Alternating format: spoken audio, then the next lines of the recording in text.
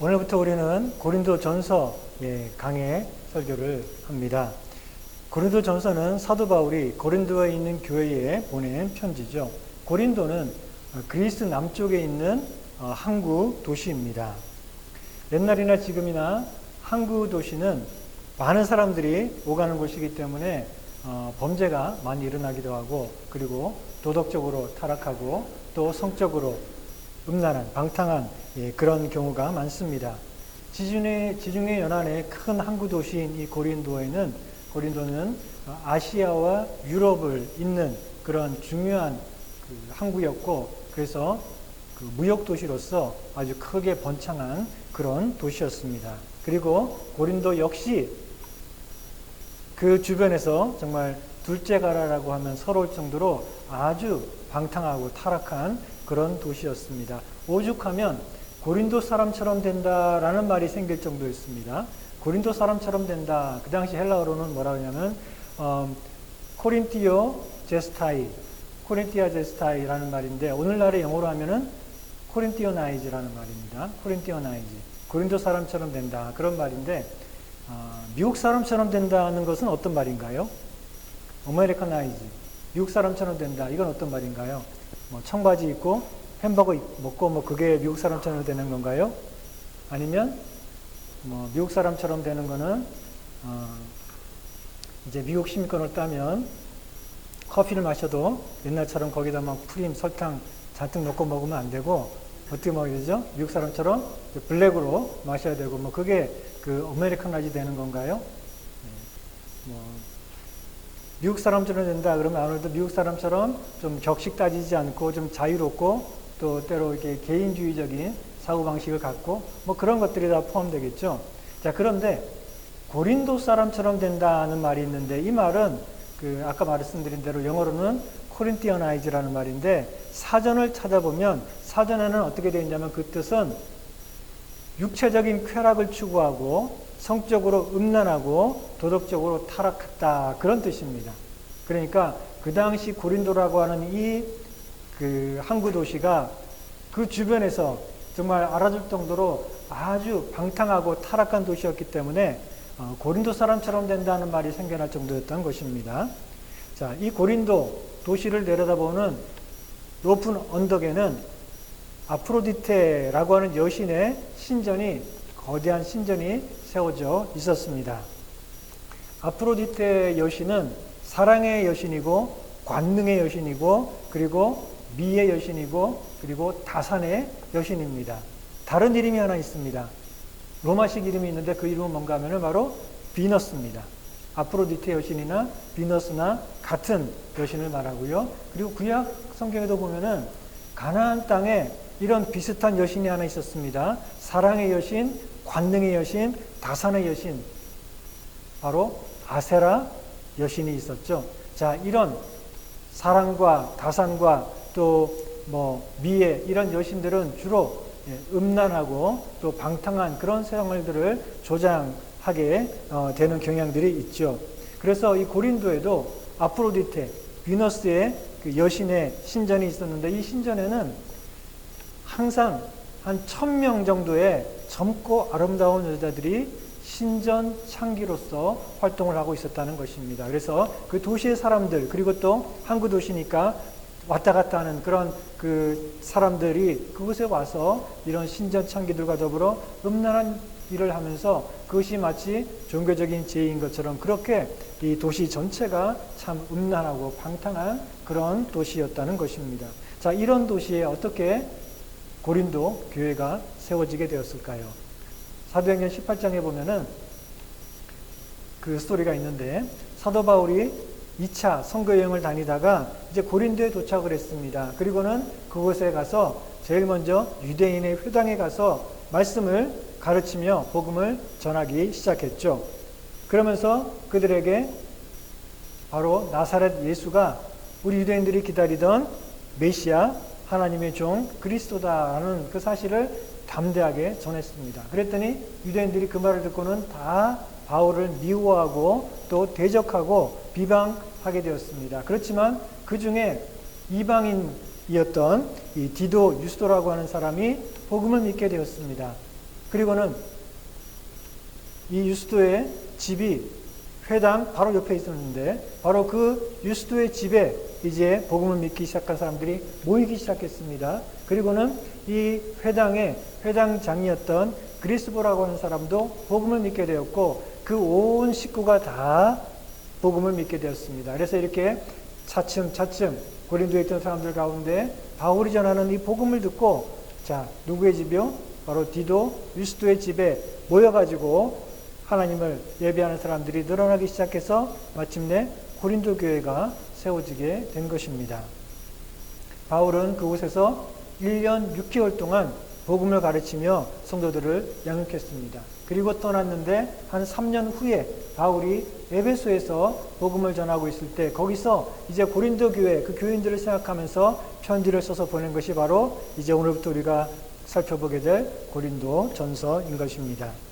이 편지 오늘 우리가 읽었지만 서두에 보면은 누가 편지를 써보내고 있는지가 나와 있죠. 1절에 보니까 하나님의 뜻을 따라 그리스도 예수의 사도로 부르심을 받은 바울과 형제 소스데네는 이렇게 바울과 소스데네가 편지 서두에서 인사말을 하고 있습니다. 바울은 이 소아시아와 유럽 온 지역을 다니면서 3번이나 이 전도여행을 다니면서 복음을 전했고 그리고 많은 교회를 세웠죠. 그리고 다른 사도들보다 더 많이 수고하고 헌신하고 그리고 또 더 많이 핍박을 받고 고난을 받으며 열심으로 복음을 전했습니다. 그런데 바울은 예수님의 12 제자 중에 속한 사도는 아니었죠. 그렇기 때문에 때로 사람들로부터 오해를 받거나 혹은 또 다른 사람들로부터 비방을 받는 경우도 있었습니다. 저 사람 왜 저렇게 나대지? 12 제자도 아니었는데 자기가 갑자기 뭐 사도라 그러고 저 가짜야. 그러면서 사람들이 바울을 의심하고 비방하는 경우도 있었습니다. 그렇기 때문에 바울은 사람들에게 자신이 정말 예수 그리스도로부터 직접 부름받은 사도가 맞다는 사실을 강조할 필요가 있었던 것입니다. 사실 바울은 뭐 자기 마음대로 사도가 된 것도 아니고 누가 시켜서 사도가 된 것도 아니고 예수님께서 바울을 직접 부르셨고 그래서 그를 또한 이방인을 위한 사도로 직접 보내셨고 그래서 바울이 온 지역을 다니면서 복음을 전했던 것이지요. 그렇기 때문에 바울은 분명히 하나님께서 부르신 하나님의 종이요 예수님께서 파송하신 사도라는 사실을 밝히고 있고 바로 그와 같은 사도의 권위를 가지고 이 편지를 쓰고 있는 것입니다. 자, 이 고린도전서는 바울이 쓴 편지죠. 그런데 이 서두에 보면은 형제 소스데네의 이름을 언급하면서 함께 인사말을 하고 있습니다. 보통은 바울은 편지를 쓸 때에 자기의 동역자의 이름은 제일 마지막에 얘기합니다. 그래서 누구와 함께 인사를 전한다 이렇게 소개하는데 여기서 보니까 바울은 형제 소스데네를 자기와 이름과 나란히 소개하고 있고 같이 인사말을 건네고 있습니다. 자, 이 소스데네가 어떤 사람인가 우리가 잘은 알지는 못합니다. 성경에 자세히 나와 있지는 않지만 그러나 소스데네는 고린도 교회 지역에 있는 그 유대인의 회당의 회당장이었다는 것을 우리가 알 수 있고요. 그리고 이 소스데네는 바울이 전하는 복음을 믿었고 그리고 바울의 이 전도 사역을 열심으로 도우며 또 헌신했던 그런 동역자였습니다. 사도행전 18장에 보면은 유대인들이 바울이 복음을 전할 때 뭐 유대인도 이방인들도 많은 사람들이 바울의 말을 듣고 또 거기 모여가지고 예수님을 믿는 교회를 이루는 것을 보고 시기가 나고 그래가지고 바울을 비방하고 핍박했죠. 그러다가 한 번은 바울을 고소를 했습니다. 총독에게 가서 고소를 하고 이상한 사람이니까 좀 어떻게 처벌해달라고 와서 괜히 분란을 일으키고 그렇습니다 라고 했는데 총독은 법정에서 얘기를 들어보고는 이거는 너희들 종교에 대한 문제니까 내가 상관하지 않겠다 하면서 다 쫓아내버렸어요. 그랬더니 유대인들이 기껏 바울을 좀 고소해가지고 문제를 해결하려고 했는데 총독이 너희들이 알아서 해라 그러면서 쫓아내버리니까 기분이 나빴겠죠. 그래가지고 홧김에 바로 회당장인 소스데네를 붙잡아다가 집단으로 폭행을 했습니다. 법정 앞에서. 그렇지만 이 총독은 그냥 모른 척 해버렸어요. 자, 이렇게 소스테네는 복음을 믿었고, 그리고 바울이 복음을 전하는데 옆에서 열심으로 헌신적으로 도와줬기 때문에 유대인들에게 미움을 받았습니다. 그래가지고 대낮에 집단 폭행을 당하기도 했습니다. 고린도 교회 사람들이 그 사실을 다 알고 기억하고 있겠죠. 그래서 바울은 고린도에 편지를 보내면서 지금도 여전히 자기를 도와서 동역하고 있는 이 소스테네의 이름을 언급하고 소스테네와 함께 안부 인사말을 전하고 있는 것입니다. 우리도 이렇게 소스테네처럼 세상에서는 사람들에게 미움을 받고 또 억울한 고난을 당할지라도 교회에서 인정받고 우리 하나님에게 칭찬받는 그런 사람이 되어야 될 줄을 믿습니다. 자, 고린도전서는 바울이 쓴 편지인데 누구한테 쓴 편지인가요? 물론 고린도 교회에 보낸 편지겠죠. 우리 2절에 보니까 고린도에 있는 하나님의 교회 곧 그리스도 예수 안에서 거룩하여지고 성도라 부르심을 받은 자들과 또 각처에서 우리의 주 곧 그들과 우리의 주 대신 예수 그리스도의 이름을 부르는 모든 자들에게 이 편지를 써보내고 있습니다. 자, 편지를 받는 사람들은 누군가? 첫째, 고린도에 있는 하나님의 교회다라고 말씀하고 있어요. 자, 이 고린도 교회는 하나님의 교회입니다. 그들은 뭐 인간이 세운 단체가 아니고 자기들이 뜻이 맞아가지고 야 우리끼리 좀 모여가지고 자주 만나고 친하게 지내자, 재밌게 지내자 그래가지고 만든 그런 단체나 공동체가 아니라 하나님께서 불러 모으신 교회다는 사실을 밝히고 있습니다. 이 교회라는 말은 헬라어로는 에클레시아라는 말인데 에클레시아라는 말은 누가 불러내서 따로 모인 사람들을 의미합니다. 그래서 교회뿐만 아니라 그 당시에 예를 들면 민회라고 하는 게 있습니다. 민회는 뭐냐면은 시민들 가운데 대표들을 따로 불러내서 그들이 따로 모여가지고 이제 그 도시의 여러 가지 문제들을 의논하고 결정하는 게 민회입니다. 자, 이 민회도 에클레시아라고 불렀습니다. 왜냐하면 따로 불러내서 모여가지고 그들이 어떤 일들을 결정하고 의논하기 때문에 그것을 에클레시아라고 불렀습니다. 그렇지만 교회는 그런 모임과는 다릅니다. 그렇기 때문에 여기서는 고린도에 있는 하나님의 교회라고 구별을 하고 있어요. 왜냐하면 그들이 따로 모인 것은 누가 불러서 모인 겁니까? 하나님께서. 뭐 나라에서 부른 것도 아니고 누가 친구가 부른 것도 아니고 하나님께서 그들을 따로 부르셔서 따로 모아서 구별하셨기 때문에 그들은 거룩한 공동체가 된 것입니다. 그게 바로 교회, 하나님의 교회인 것입니다. 특히 이 고린도에 있는 하나님의 교회는 이 타락하고 방탕한 도시 그 가운데 있는 살아가는 사람들 중에 하나님께서 불러내셔서 따로 모이게 하시고 그래서 거룩한 하나님의 백성이 되도록 하신 것이 바로 고린도에 있는 하나님의 교회다라고 말씀하고 있습니다. 우리 교회도 마찬가지죠? 우리 교회도 마찬가지입니다. 세상에 있는 모든 교회들은 다 마찬가지입니다. 타락한 세상, 멸망을 향해 달려가고 있는 그 세상 가운데서 따로 하나님께서 불러내셔서 그들이 따로 있고 그래서 거룩해진 그런 하나님의 백성들이 바로 교회인 것입니다. 그래서 고린도후서 16장에 가보면 16절부터 이렇게 말씀하고 있습니다. 하나님의 성전과 우상이 즉 교회와 세상이 어찌 일치가 되리요? 우리는 살아계신 하나님의 성전이라. 이와 같이 하나님께서 이르시되 내가 그들 가운데 거하며 두루 행하여 나는 그들의 하나님이 되고 그들은 나의 백성이 되리라. 그러므로 너희는 그들 중에서 나와서 따로 있고 부정한 것을 만지지 말라. 내가 너희를 영접해서 너희에게 아버지가 되고 너희는 내게 자녀가 되리라. 전능하신 주의 말씀이니라 라고 말씀하고 있습니다. 바로 고린도에 있는 하나님의 교회 그리고 우리 교회 이 모든 하나님의 교회들은 하나님께서 불러내셔서 따로 있는 거룩한 그런 하나님의 구원받은 공동체라는 사실입니다. 자, 다시 2절을 보면 이 바울의 편지를 받는 사람들이 어떤 사람들인가?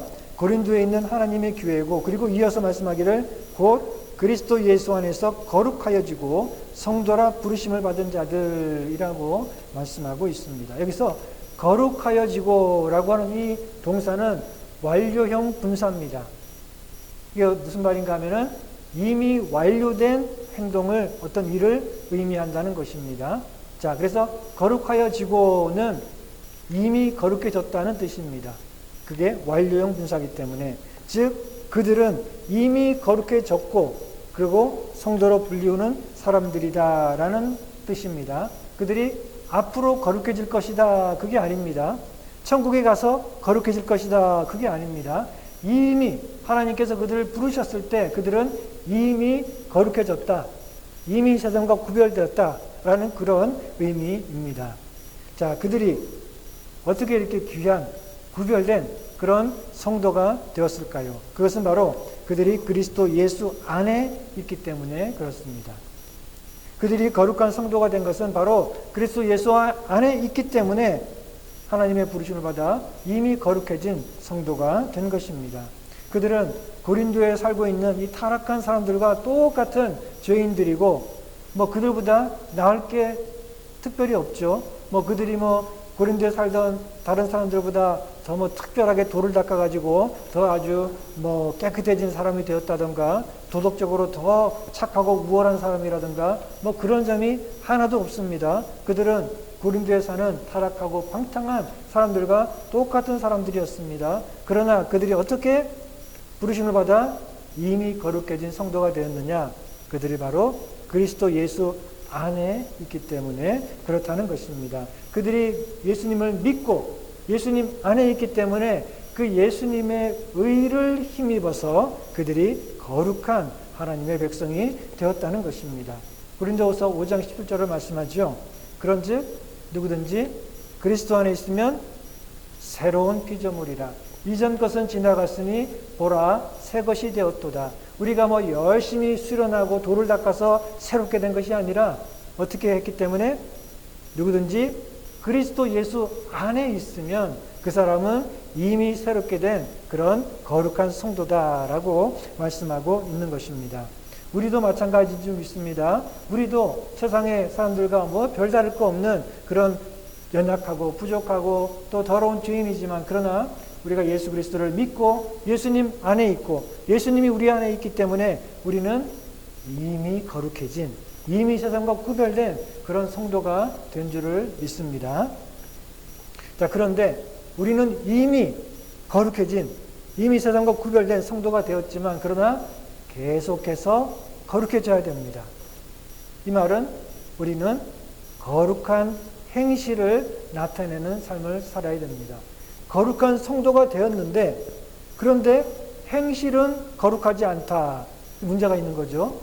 이미 성도, 거룩한 하나님의 백성이 되었는데, 완령이라 그랬죠. 완료형. 이미 우리가 세상과 구별되었고 하나님께 속한 거룩한 백성이 되었는데, 그런데 행동은 여전히 옛날에 그런 거룩하지 않은 그런 모습으로 살아간다면 이거야말로 큰 문제죠. 그래서 앞으로 보겠지만 고린도 교회 안에 그런 사람들이 있었습니다. 그런 사람들이 문제를 일으키고 분란을 일으켰습니다. 그래서 바울은 이 고린도전서 편지를 써서 교회에 권면하는, 또 때로 책망하고 또 경고하는, 또 때로 위로하고 힘을 주는 그런 말씀을 지금 기록하고 있는 것입니다. 자, 본문 2절을 다시 한번 보면 편지를 받는 사람들에 대해서, 자, 세 번째 이렇게 말씀하고 있죠. 또 각 처에서 우리의 주 곧 그들과 우리의 주 대신 예수 그리스도의 이름을 부르는 모든 자들에게 이 편지를 보내고 있다라고 말씀하고 있죠. 이 편지는 고린도라고 하는 그 항구 도시에 살고 있는 성도들에게만 보내는 것이 아니라 그 주변에 각 처에 흩어져 있는 모든 사람들, 즉 예수 그리스도의 이름을 부르는 그런 성도들에게 보내고 있는 것입니다. 그리고 또한 오늘날 우리들에게도 보내는 말씀입니다. 왜냐하면 우리도 똑같이 그들과 우리들의 주님 대신 예수 그리스도의 이름을 부르고 믿는 성도이기 때문에 우리에게도 또한 이 말씀을 보내주고 있는 것입니다. 바울은 편지를 쓰면서 이렇게 인사말을 하고 있습니다. 3절 보니까 하나님 우리 아버지와 주 예수 그리스도로부터 은혜와 평강이 있기를 원하노라 라고 말씀하고 있습니다. 바울은 이미 거룩해진 이 성도들에게 은혜와 평강이 있기를 원한다라고 기원을 하고 있습니다. 이 말은 은혜와 평강, 오늘 설교 제목인데 은혜와 평강이라는 말은 새로운 말은 아니죠. 사실 바울이 쓴 다른 모든 서신서는 다 은혜와 평강이라고 하는 인사말로 시작을 합니다. 그렇다고 해서 이 은혜와 평강이라는 말이 그냥 형식적인 그런 인사말이구나 그런 뜻은 아닙니다. 이 말은 바울이 언제나 은혜와 평강을 기원하는 인사말을 항상 하고 있는 것은 이 은혜와 평강이라고 하는 것이 우리 신앙생활에 있어서 그만큼 중요하고 핵심적인 말이기 때문에 그렇다는 것입니다. 은혜가 뭔가요? 은혜. 하나님의 은혜. 은혜라고 하는 것은 하나님께서 우리를 용서하시고 구원하기 위해서 값없이 베풀어 주시는 하나님의 호의 또는 우리에게 그냥 값없이 주시는 혜택 그런 거죠. 그게 바로 하나님의 은혜입니다. 그리고 평강은 구약 성경에서는 샬롬이라고 말하고 있죠. 제가 여러분들에게 카톡 보낼 때 항상 샬롬 이렇게 말하는데 그게 바로 평강입니다. 여러분들에게 평강이 있기를 원합니다. 이게 바로 샬롬이라는 인사말인데 이 평강이라는 말은 싸우지 않고 평화롭게 지낸다 그런 말만 되는 것이 아니라 보다 넓고 깊은 의미를 가지고 있습니다. 평강이라고 하는 것은 하나님과의 온전한 올바른 관계 속에서 항상 평안하고 그리고 그 어떤 것에도 부족함이 없는 온전한 상태에 있는 것 그게 바로 평강입니다.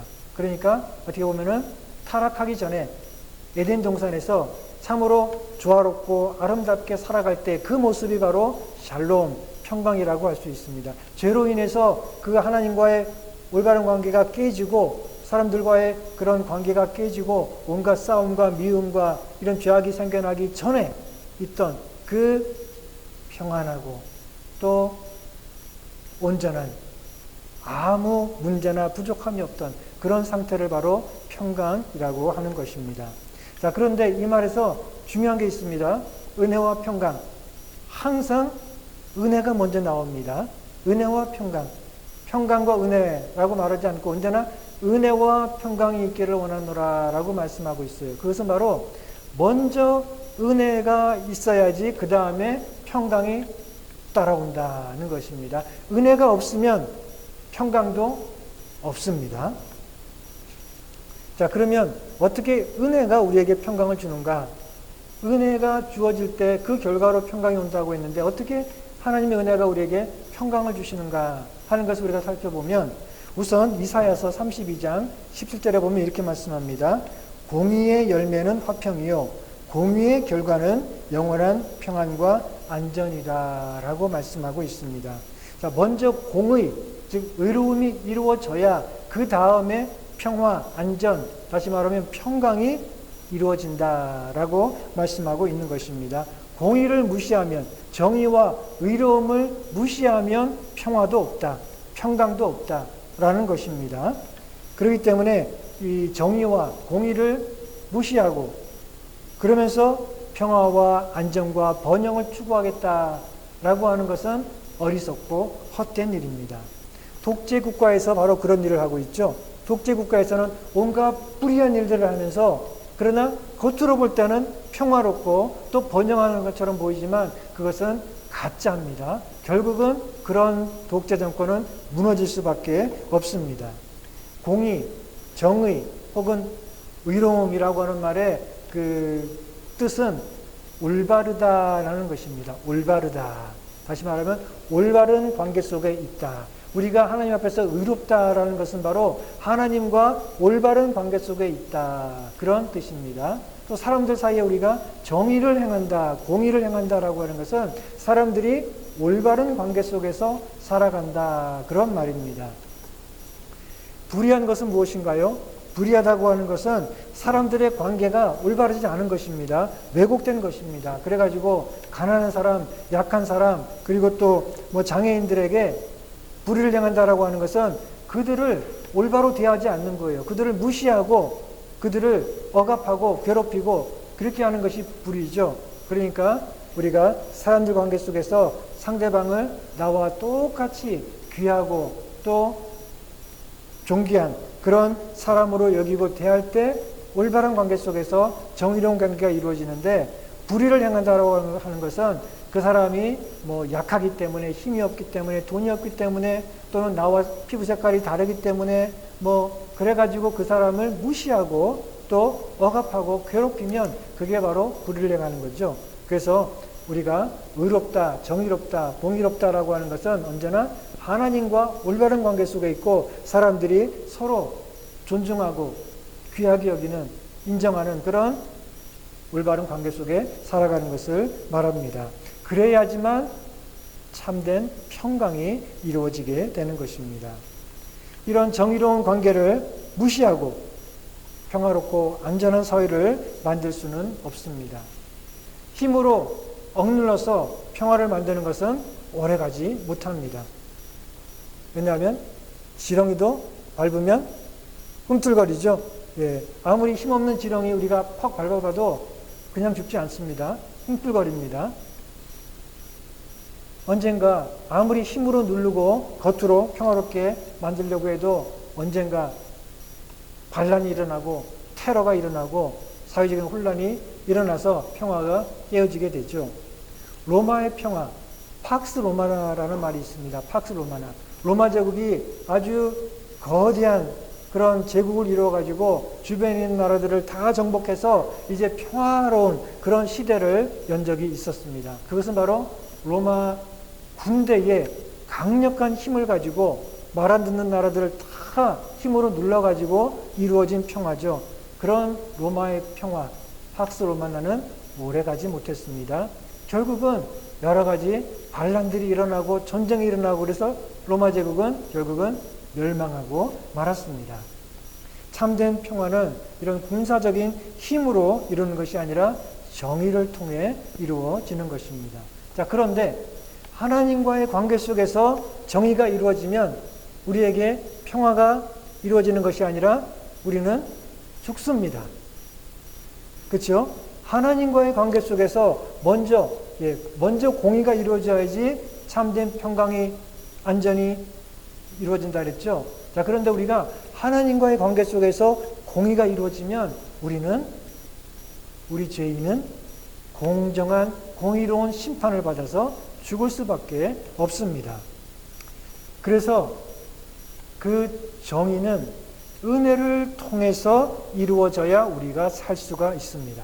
정의만 이루어지면 우리는 당장에 죽을 수밖에 없죠. 하나님의 정의로운 심판 앞에 살아남을 자가 누가 있겠습니까? 그래서 이 하나님의 정의는 은혜를 통해서 이루어져야지 우리가 살 수 있다는 것입니다. 자, 그러면 하나님의 공의가, 의로우심이 은혜를 통해 이루어진다. 이게 무슨 말인가요? 그게 바로 십자가입니다. 십자가 위에서 하나님의 공의로운 심판이 분명하게 이루어졌어요.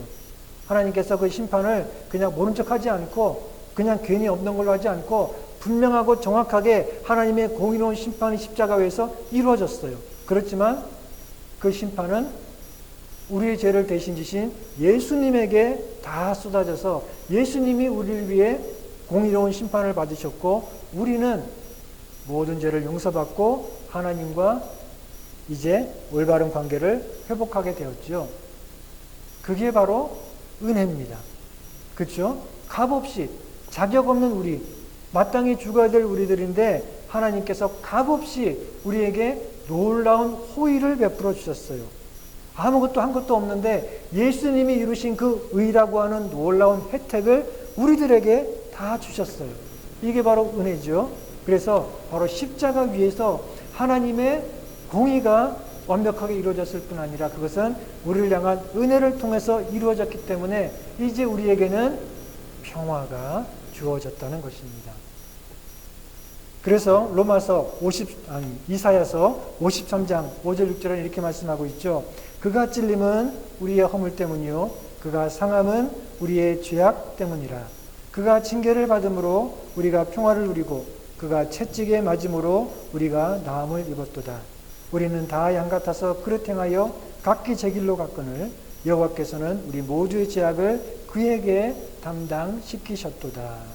자, 우리가 어떻게 평화를 누리게 됐어요? 예수님이 채찍을 맞고 징계를 당하심으로 우리가 평강을 얻게 되었다. 예, 성경은 온통 이렇게 하나님의 공의가 이루어져야지 우리에게 참된 평강이 주어지는데, 그 하나님의 공의는 바로 하나님의 어린 양 예수 그리스도를 통해서 이루어졌기 때문에, 주님은 우리를 위해 십자가에 죽으셨고 그 대신 우리가 용서받고 하나님과의 올바른 관계를 회복할 수 있게 되어서 참된 평강을 누리게 되었다. 이렇게 말씀하고 있습니다. 자, 그래서 이제 다음 주면 우리 크리스마스가 오고 또 크리스마스 주일인데, 자, 예수님께서 2000년 전에 이 땅에 우리를 위해 오셨을 때 천군 천사들이 하늘에서 어떻게 노래를 했습니까? 누가복음 2장 14절에 보니까 지극히 높은 곳에서는 하나님께 영광이요 땅에서는 하나님이 기뻐하신 사람들 중에 평화로다라고 말씀하고 있죠. 하나님이 기뻐하시는 사람이 누굽니까? 하나님의 은혜를 받는 사람들이죠. 네. 아무 받을 자격이 없지만 그저 하나님이 우리를 사랑하셔서 기뻐하시고 은혜를 베풀어 주신 그런 사람들에게 예수님을 통해서 평강이 주어졌다. 이렇게 천군 천사들이 예수님이 오셨을 때 노래했던 것이죠.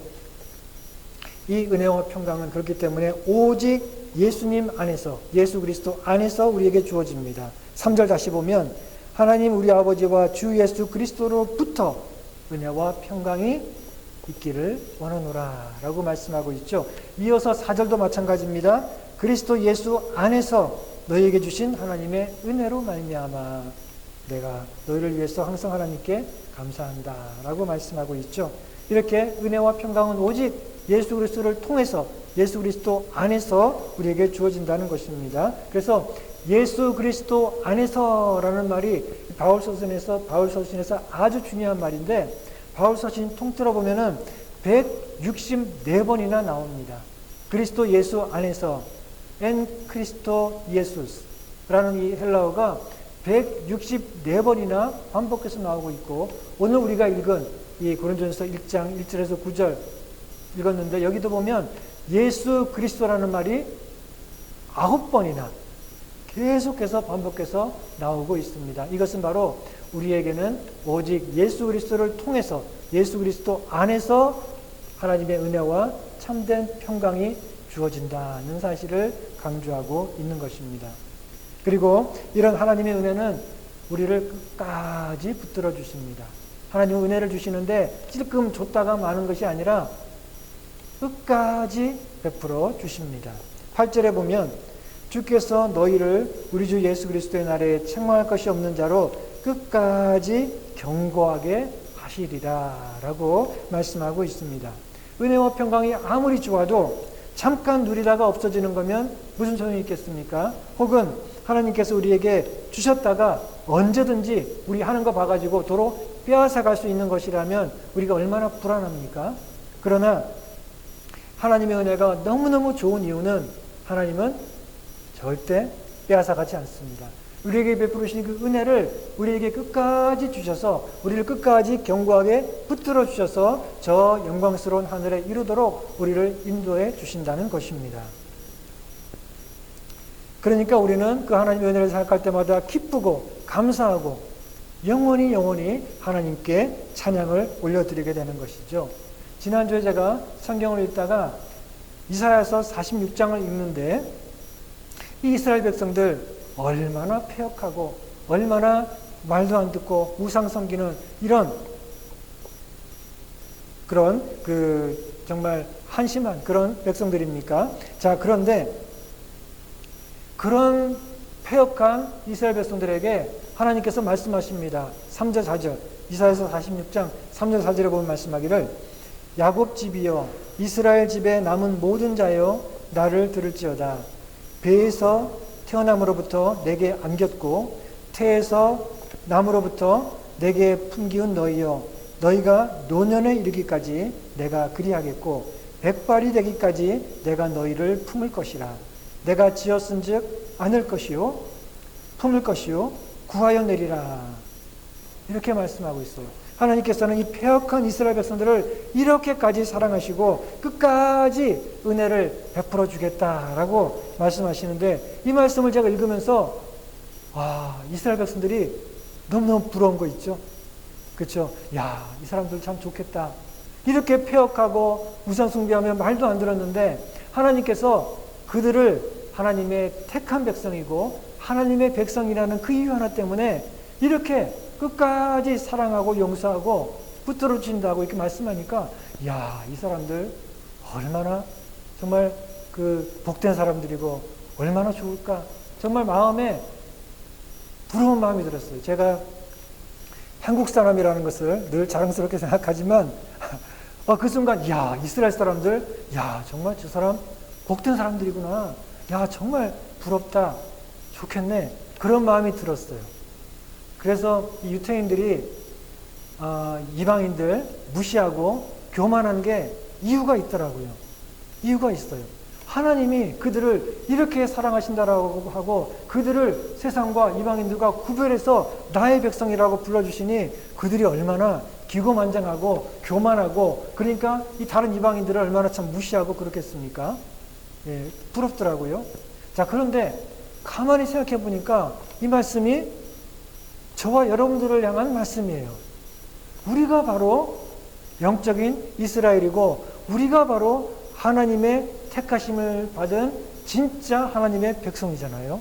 그러니까 하나님께서 예수 그리스도 안에서 우리에게 베풀으신 그 은혜를 끝까지 베풀어 주겠다라는 이 말씀은 바로 우리들에게 주시는 약속이다는 사실을 기억하면서 또 얼마나 마음이 기뻤는지 모릅니다. 할렐루야. 예, 그 하나님을 우리가 생각할 때 그러니까 우리가 영원히 찬양하고 감사할 수밖에 없는 것이죠. 말씀을 마치겠습니다. 사랑하는 성도 여러분, 우리는 그리스도 예수 안에서 이미 거룩해진 성도다라는 사실을 기억하시기 바랍니다. 그래서 늘 거룩한 행실로 우리가 이미 거룩한 백성이 되었다는 사실을 드러내고 보여줄 수 있는 저 여러분들 다 되시기를 바랍니다. 그리고 그리스도 예수 안에서 하나님께서 우리에게 주신 그 풍성한 은혜를 날마다 새롭게 더 풍성하게 누리고 또 체험하며 살아가는 여러분들 되시기를 바랍니다. 그래서 그 하나님의 놀라운 은혜, 우리를 끝까지 붙들어 주시는 그 놀라운 은혜에 대한 기쁨과 감사와 찬미로 충만한 여러분들의 삶이 되시기를 바랍니다. 그래서 그 은혜로 인해서 그 은혜의 결과 우리에게 주어지는 온전한 평강이 여러분들의 삶 속에 언제나 항상 충만하기를 주님의 이름으로 축원합니다.